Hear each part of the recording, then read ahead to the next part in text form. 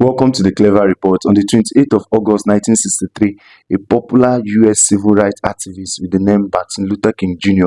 gave an epoch-making speech standing on the marbles of the Lincoln Memorial. He said, and I quote, "I have a dream that one day my children will not be judged by their skin color, and rather the content of their character." Many years later after this speech, USA has regressed so much into judging people rather than by the content of their characters, by their skin color, their sexual orientation, and their gender. Even in Nigeria today, most Nigerians no longer vote for people that have the best policies, people that have the best morals, people that their content of their character is top notch, but it's just the tribe and the dialect and the state they come from. And this is why Nigeria is regressing today. Now, going about what we're going to talk about today is Obama addressing a group of black people on the need to turn out and vote for Kamala Harris. I want you to watch the video and I'll give you my take on that. Is that we have not yet seen the same kinds of energy and turnout in all quarters of our neighborhoods and communities as we saw when I was running. Now, I also want to say that that seems to be more pronounced with the brothers. So if you don't mind, just for a second, I'm going to speak to y'all directly and say that when you have a choice that is this clear, when on the one hand you have somebody who grew up like you, knows you, went to college with you, understands the struggles and pain and joy that comes from those experiences, who's had to work harder and do more and overcome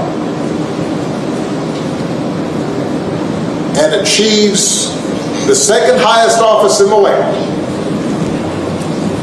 And is now from that video we watched, now you see I noted like three things Obama said, like turnouts in comparison to him, she growing up like them, and then she understanding their struggles.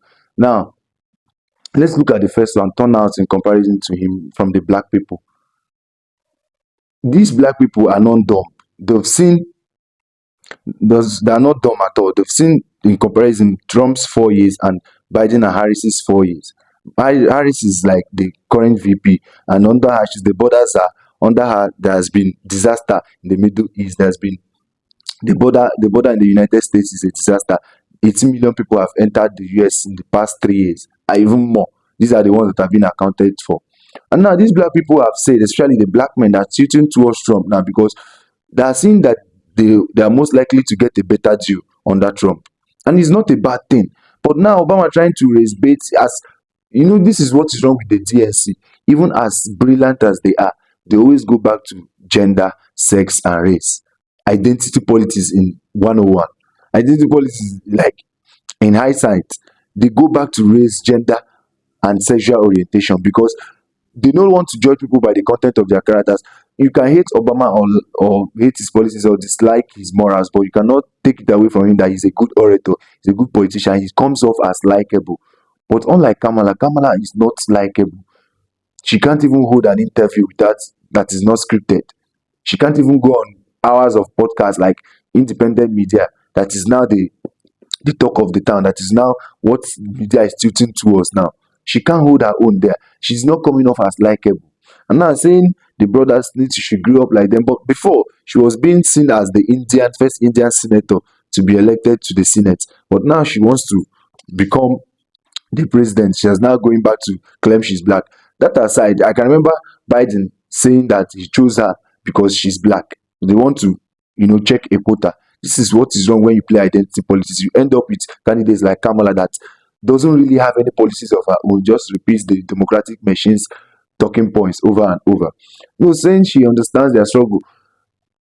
Does he really want them to just vote for her just because she's a woman and then she's black? What about asking these people that what do you people want? Is the economy good now under the Biden-Harris administration, which mostly likely she's not going to change any other thing because she has not outlined any of her policies. The only policy she has is just abortion and the emotions of single women in America. That's just what she has. And I can't even imagine her fathom us like the United States citizenry voting and electing a president just because of their right to murder their own babies. This is just a huge problem. Why not ask these black men that what is actually wrong with Kamala Harris? And so they will give to you rather than trying to guilt trip them and use the race card and say just because the brothers are not supporting the sisters. No, it's about people's ability, purchasing power, people's ability to secure their family, people's ability to eat. And Kamala Harris is not solving for these things. She's just far left, going towards abortion, emotion, and emotion. And now I see many videos on Twitter of black men replying to former President Barack Obama saying that they end voting for Kamala and they're going for Trump. So this tends to ask a bigger question: why are black men going for Trump? And the DNC should retrace their steps and look for ways to incorporate these black men. Black men are very conservative. They're not going to go about with this DEI and gender identity policies. And that's all I'm going to say about that. So make sure you like, subscribe, turn on post notifications so you'll be notified anytime I drop a video.